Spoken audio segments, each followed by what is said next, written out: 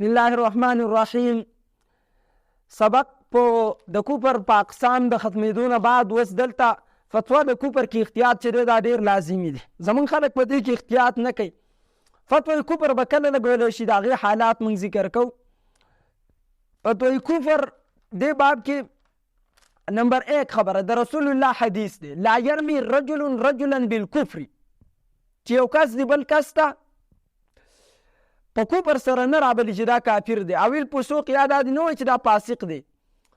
الا ارتد علیه ان لم یکن صاحبه کذلک، الا ارتد علیه، کنه دا فتوا په ده باندې واپس کیږي که چېرته دا ملګری د ده داسې نه وي. لکه مثال زه چې دا زید کافر دی، نو که دا زید کافر نه وي زه به کافر یم، یو به په موږ دواړو کې خامخا دا فتوا بیرته به ده را واپس کیږي. نو رسول الله وایي چې یو سړی دی بل ته کافر نه وایي، مشرک دی نه وایي، بدعتي دی نه وایي، د بغیر د خبرېدو نه.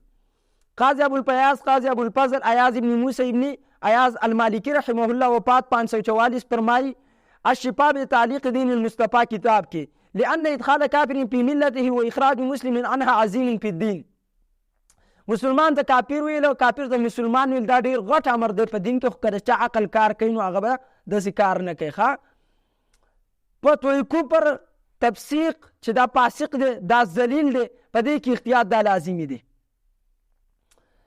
فتوی کوپر والا ته به مثال په طور ته په چا فتوا د کوپر لګي هغه کس باندې به په څو حالاتو کې فتوا د کوپر نشي لګولی. نمبر 1 احتمال دی، د یو کس د خولې نه داسې کلمه وخته، د زبان نه داسې کلمه وخته چې په هغې کې 100 معنی دي، 100 پکې احتمالات دي، او د هغې کې 100 معنی 100 مطلبونه 100 احتمالات، 100 معنی 100 مطلبونه 100 احتمالات دي.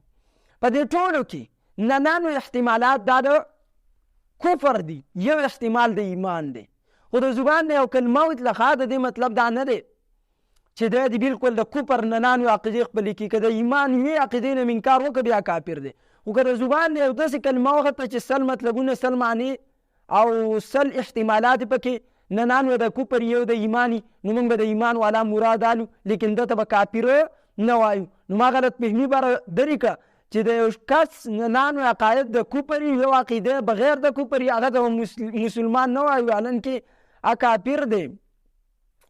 ځکه که یو عقیده هم د کفر بیا کافر دی، لیکن د خولې نه چې کومه کلمه وخېږي د دې مطلب چې کوم دی چې یو کس مؤمن وي د هغه د خولې نه یو جمله داسې وخېږي چې 99 احتمالات د کفر یو احتمال د ایمان، موږ به ایمان والا الو، موږ به کفر والا نه اخلو. الله دې عمل کولو توفیق په دې باندې موږ ته راکړي. وصلی الله علی خیر.